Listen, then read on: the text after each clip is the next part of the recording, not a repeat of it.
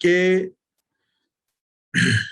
ता प्रमाण पूर्वक विलक्षणता सुनिरूपण कियो। ऐसे दूसरे धर्म, अर्थ, काम और मोक्ष, ये चारों पुरुषार्थ तथा त्याग, विवेक आदि दूसरे मार्गन सु भिन्न निरूपण किए हैं। तथापि पूजा मार्ग में दोष निवृत्ति के लिए भूत शुद्धि प्रवृत्ति जैसे किए जाएं, तैसे स्वमार्ग में सर्वदोष की निवृत्ति पूर्वक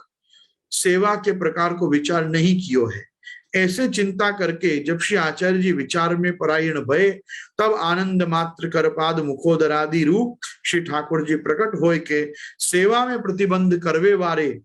दोषण की निवृत्ति के यथार्थ प्रकार जामे आए जाए हैं, और जैसे अगाड़ी हु जीवन पर्यंत सेवा में दोष प्रवेश न हो, तैसे उपदेश करत भय। यहाँ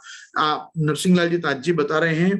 कि ये ग्रंथ का उपक्रम, ये ग्रंथ कैसे शुरू होता है। ये सिद्धांत रहस्य ऐसे शुरू होता है कि जैसे महाप्रभु जी ने भक्ति का स्वरूप, सेव्य स्वरूप, मार्ग का स्वरूप अपने ग्रंथों में अलग से प्रकट किया, वैसे ही श्री महाप्रभु जी ने पुष्टि मार्गीय धर्म, पुष्टि मार्गीय अर्थ, पुष्टि मार्गीय काम और पुष्टि मार्गीय मोक्ष रूप चतुर्विध पुरुषार्थों को भी अलग से बताया। तो क्योंकि हमारे यहाँ का ये पुरुषार्थ चतुष्टय भी भक्ति रूपी पुरुषार्थ के अंतर्गत आ जाने से एक विलक्षण स्वरूप से हमारे यहाँ के पुरुषार्थों का भी स्वरूप बना, तो फिर महाप्रभु जी ने विचार किया कि ये सब चीजें तो मैंने कर ली,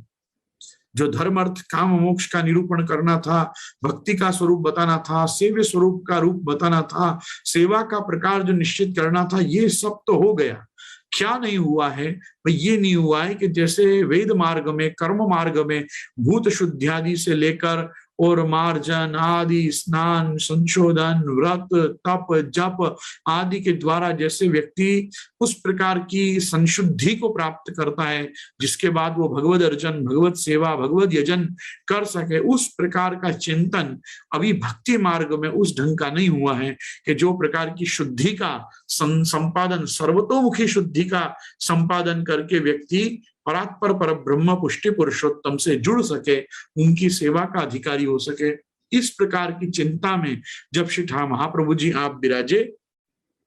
तब उसी समय तब आनंद मात्र कर पाद मुखोदरादि रूप श्री ठाकुर जी प्रकट होए के, तब आनंद मात्र कर पाद मुखोदरादि जो हैं, जो रसो वै स हैं, जो मधुराधिपतिर अखिलम मधुरम है, ऐसे मधुराष्टक में वर्णित प्रभु साक्षात कोटि कंदर्प लावण्य युक्त व्रजजन सर्वस्व गोपीजन वल्लभ श्रीमन नंद राजकुमार यशोदोत्संग लालित आप ब्रजराज कुमार साक्षात ब्रजाधीश श्री गोवर्धनधर रासनायक निकुंज नायक के रूप में आप उस समय प्रकट हुए, और प्रकट होकर आपने क्या किया तो कहा कि सेवा में आते प्रतिबंध करवे वाले दोषण की निवृत्ति के यथार्थ प्रकार जामे आ जाएं, और ब्रह्म संबंधानंतर भी जो कार्य करवे सु वापिस दोष वाको संस्पर्श नहीं करें,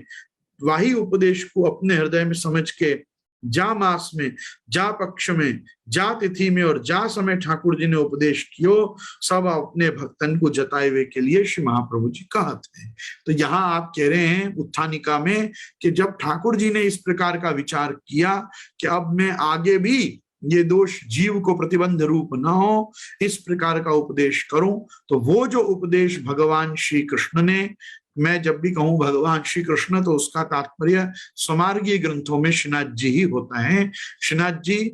आदि नौ निधि जो श्रीनाथ जी के ही स्वरूप हैं, ये सब मूल रूप श्री कृष्ण में आ जाते हैं। और जब हम मूल रूप श्री कृष्ण की चर्चा करते हैं तो वो मूल रूप श्री कृष्ण जो हैं वो वही हैं जिन्होंने अर्जुन को कहा मत्ता परतरम नान्यत किंचिद अस्ति धनंजय, जिनके लिए मायावादियों ने भी कहा कृष्णात् परम किमपि तत्वम अहम न जाने, जिनके लिए श्री महाप्रभु जी ने भी कहा भज नंद कुमारम सर्व सुख सारम तत्व विचारम ब्रह्म परम, जिनके लिए श्री गोसाई जी ने कहा जानितम परमम तत्वम यशोदूत संग लालितम, तो वही परम तत्व, वही परमात्मा सर्वांतर्यामी भगवान श्री कृष्ण कृष्णिर्भूवाचक शब्द अणश्च निर्वृतिवाचक तयोरैक्यम परब्रह्म कृष्ण इत्यभिधीयते। इस कृष्ण नाम से अभिधानित आसन वर्णास्त्रयो यस्य गृह्णतोनु युगम तनु शुक्लो रक्तस्तथा पीता इदानीं कृष्णताम गता तस्मानंदा मधोयम ते नारायण समो गुणैः, और जो नंदराय जी को गर्गाचार्य जी ने कहा कि ये जो हैं तुम्हारे पुत्र, ये किसी समय पे वसुदेव जी के घर में भी जन्मे हैं, तो तस्मात् नंदात्मजोयम ते नारायण समो गुण ही, इस लड़के में सारे गुण जो हैं वो नारायण के सदृश हैं, ये पुत्र तुम्हारा विष्णु रूप है साक्षात। तो ये जो भगवान श्री कृष्ण हैं, ये प्रागयम वसुदेवस्य कच्चित जातस्तवात्मज, ये तुम्हारा आत्मज किसी समय पे ये वसुदेव जी के घर में भी जन्मा है। इसीलिए सुखदेव जी ने भी प्रारंभ में ही कह दिया, और क्या कहा सुखदेव जी ने कि वसुदेव गृहे साक्षात भगवान पुरुष परा। तो जब भी साक्षात शब्द आएगा तो साक्षात शब्द जो है वो परम पुरुष परमात्मा के रूप में वो होगा कि जो तद विष्णु हो परमम पदम, जो विष्णु का भी परम पद होगा वो भगवान श्री कृष्ण के जो कहाँ विराजते हैं वो भगवान श्री कृष्ण। तो कहा कि यत्र गावो भूरी श्रृंगा आया सह तद विष्णु परमम पदम, के जहां अच्छे बड़े बड़े सींग वाली सुंदर सुंदर गौएं रहती हैं, ऐसी गौओं के गोलोक में नित्य विहार करने वाला जो गोलोक विहारी गोलोकस्थ गोकुलस्थ वृंदावनस्थ जो भगवान ब्रजाधिपति हैं, ये ब्रजाधिपति भगवान श्री कृष्ण ही साक्षात पदवाच्य हैं। ये जब साक्षात पद में आ जाएं या स्वयं पद में आ जाएं, जब या ये किसी पर जैसे एते चांश कला पुंस कृष्णस्तु भगवान स्वयं, ये भगवान शब्द से जब अभिधानित हो जाएं, जैसे राजधानीम पुरीम साभूत सर्व यादव भूभुजाम,